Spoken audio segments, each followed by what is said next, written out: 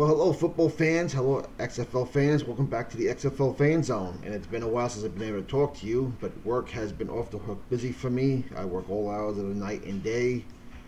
And I also just came back from vacation, down day trip down to South Carolina. It's good to be back. Now, you see, I got my XFL hat, got my Renegades jersey on. By the way, 100% American made on the replica jerseys. So let's get into it. What's new in the XFL right now? Let's see. First of all, Jeff Fitzgerald, the defensive coordinator for the DC Defenders, has resigned, and for what I can see is family reasons. Nothing other than family reasons for what they say. So Pep Hamilton has promoted Louis Chioffi, the defensive backs coach, to defensive coordinator. That's something you don't want to see 10 days before the season starts, but it is what it is, folks, and you got to deal with it. Now, 2 days ago, Monday, when I was on my way back from South Carolina, the XFL announced their app was released for the Apple iPhone only. And yesterday, we found out that it's now available for the Android phone. So the XFL app is here. I'm happy about that. The app, from what I've seen, looks very good. They've done a very good job on it, like the XFL has done with everything else. And you can buy stuff, get your latest news. It's pretty cool. So good job on the XFL on that. Let's see. All 52-man rosters have been named already for each of the 8 teams, and now we finally get word about Team 9, mysterious Team 9. When I was at the Guardians event and at MetLife, I asked about Team 9, and even the executives of the Guardians couldn't tell me about Team 9 yet.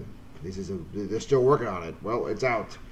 Bart Andrus will be coaching Team 9, and Team 9 will be based out of Dallas, Texas. I thought for sure to be out of Houston, since that's where all 8 teams had their training camp, but they will be in Dallas. It makes sense. Texas has the best workman's comp law, so Bart Andrus is going to be coaching Team 9. The roster has been released already for Team 9. 40 men will be getting paid to keep in shape to be football ready for the other 8 teams should they have injuries or they release someone. So smart move by the league to invest their money there, because a lot of these guys are going to be going back doing different jobs in their field of study if they went to college or if they had their own business. So why pull a guy off the street and try to get him in shape when you get a guy right out of Dallas? That's a great move by the league. Now the only question is, now Andrews is going to be out there to get these guys in shape and practicing, but how do you prepare for a team you don't know who you're going to play with yet? Now, is Bart Andrews going to get the playbooks for all 8 teams, and are these guys going to practice the basics of all 8 systems defensively and offensively? Or is it just going to be general workout, health and conditioning, and basic playbook stuff? Good question. This is the first of a football team with no name, no city, and waiting to be called. Kind of like a minor league baseball team, but they're not playing anybody. So that should be interesting. Now, we do hear towards the end of the season, a lot of these teams, these players are going to be going on teams towards the end of the season. Kind of like, almost sounds like the way baseball expands the rosters to 40 men from 25 on September 1st. So that will be interesting to see how that works. Now, some quarterback news. Brandon Silvers has been named by Coach Jim Zorn of the Seattle Dragons as the starting quarterback. Of course, he was allocated by Alva Luck to Seattle, so he is getting the start. I like Brandon Silvers. He was pretty good in the handful of times I saw him at Troy State, but he looked real good when he filled in for the Memphis Express of the AAF last year. So good job. I'm looking forward to seeing Brandon Silvers. Jordan Tiamu has also been named the starter for the St. Louis Battlehawks. Now, Jordan Tiamu was also an allocated quarterback by the league to St. Louis. And the interesting thing about Jordan Tiamu is that He's a rookie quarterback. If he was in the NFL, this would have been his rookie season. So the man has gone from college to the XFL and is now a starting quarterback. This is a very unique position for him. I'm not sure how many. I can't remember how many quarterbacks in the old World League of American Football did that, or how many in the USFL did that. The USFL had a lot of top-notch talent. So Jordan Tiamu is going to be a rookie quarterback, literally a rookie quarterback starting for an XFL team. So he's going to be interesting to watch, and that's the great thing about this league. I mean, I enjoyed watching him play over at Ole Miss. Of course, they signed his old rival there, Fitzgerald from Mississippi State. These guys played each other in the Egg Bowl, so he's going to be backing him up, it looks like.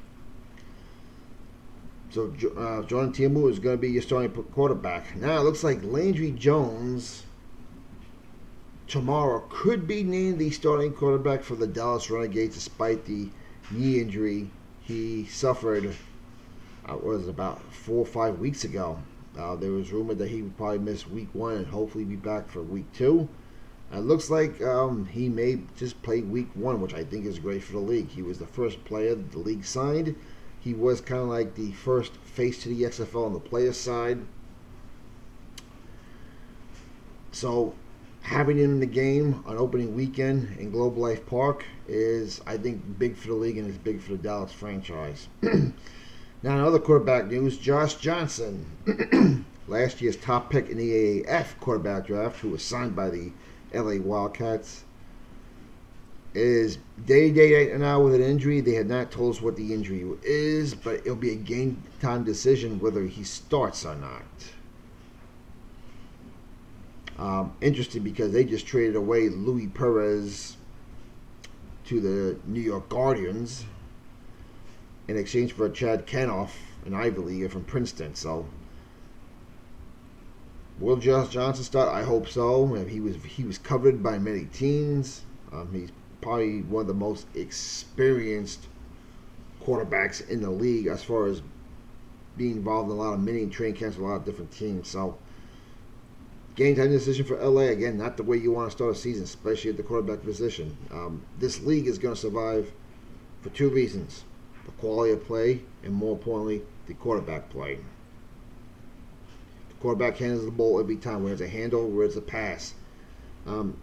Listen, to quote Al Davis, what he told the USFL years ago, if you have good quarterback play in your league, you will have a chance to survive. So, Landry Jones, Josh Johnson, I hope we both see him in action for week 1.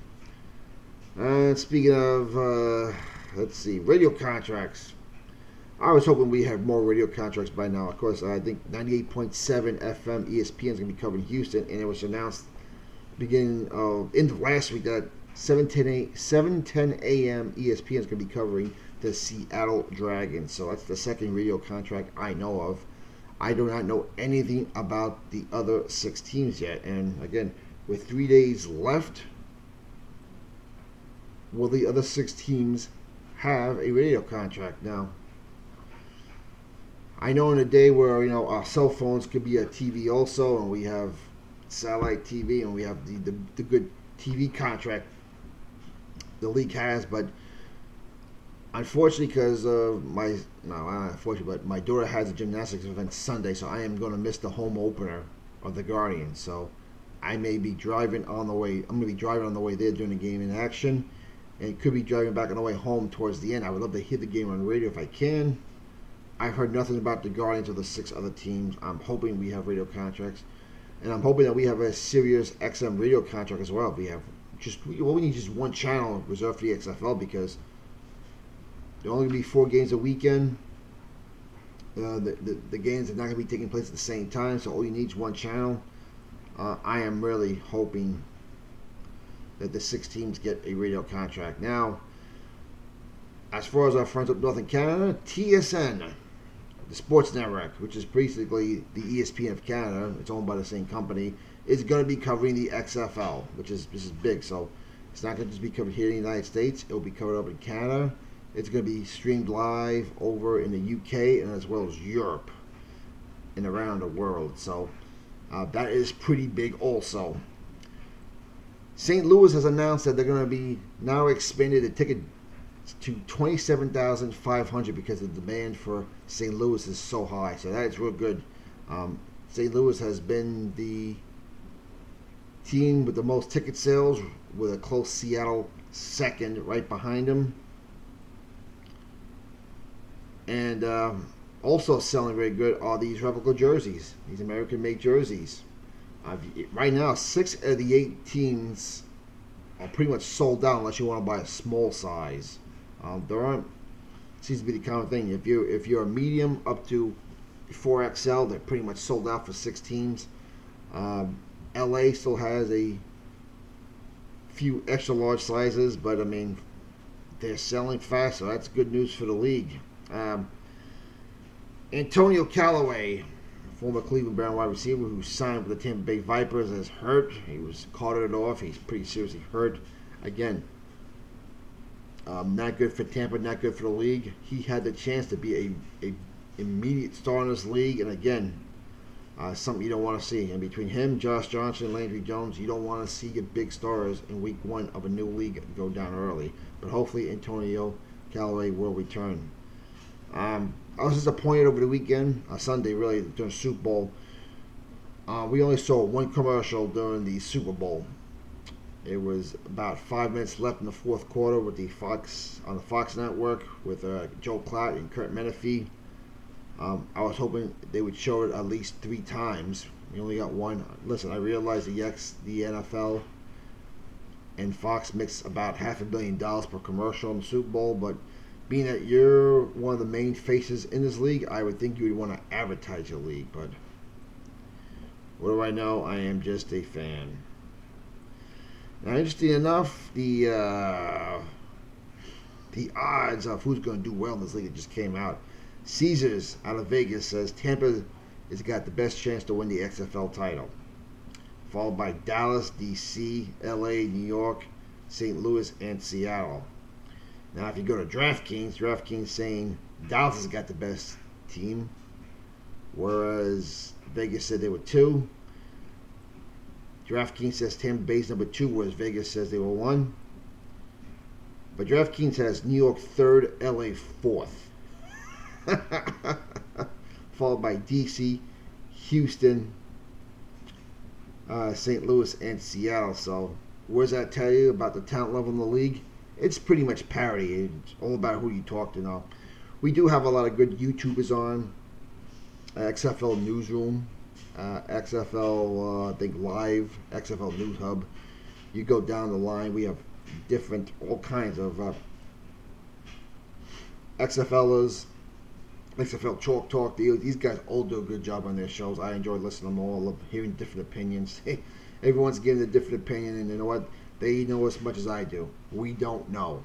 This is why they play the games. Thank God. But that's a good sign. I mean, the only thing you can say here is it seems like that everyone's saying that Seattle has the least amount of talent, which is scary because Seattle is one of the best. Has got the second best ticket sales, and the last thing you want is for them ticket sales to plop down. Same thing with St. Louis. A lot of people are not giving St. Louis a lot of credit.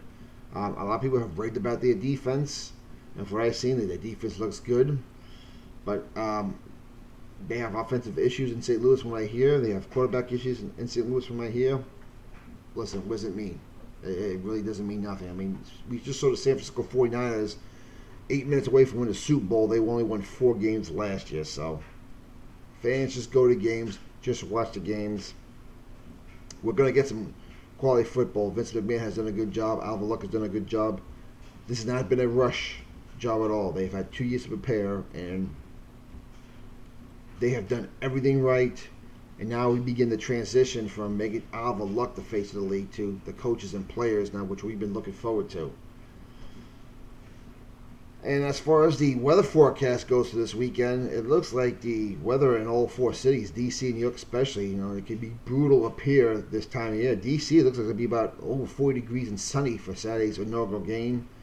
New York the next day at 2 o'clock is going to be about 41 degrees, and looks like you may get some snow flurries towards the end of the game, but for the most part, the weather's going to be beautiful. And then you get the two games down in Texas, Dallas and Houston, when they play St. Louis and LA. Looks like the weather's going to be beautiful. So this is really going to be an exhibition of how much talent this league has and how well these coaches have prepared for these games. There's going to be no excuses now. I mean, if you want to make a big impression for week one, well, here's that chance. We have beautiful weather for all 8 teams. Every team's had a mini camp. Every team has had a training camp. Every team has had 2 weeks to prepare for after training camp. So, and they've all had scrimmages, so they're not coming here cold. So this is the inaugural week. We're only 3 days away. 764-day journey since Vince McMahon announced this back on January 25th, 2018.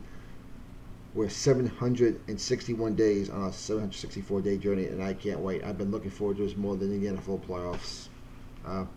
You've heard me say that, and a lot of us feel that way because we felt like we've been betrayed and spit on by the NFL, where it looks like the Xfl is going to do a good job of catering to their fans. And like I said, I'm going to support this league. I am going to watch all 43 games, whether I do it in front of the TV, I'm at MetLife Stadium, or it's on DVR. I am going to watch all of them. I watched all 32 games last year of the AAF, only to get my heart broken when they pulled the plug. So that is all I have for you now, everyone. I'm going to try to do a half-hour pregame show live before the start of the Saturday game with the Seattle Dragons and the DC Defenders. So hopefully, if there's nothing going on in my household, I will have a pregame show for you on Saturday at 1:30. We'll go half hour after the start of game time, and hopefully I'll be back that night, do a post-game show for you also. All right. 72 hours away, folks. 78 hours, really. 3 days away. I cannot wait. We'll talk to you later, everyone. We'll see you in a couple days.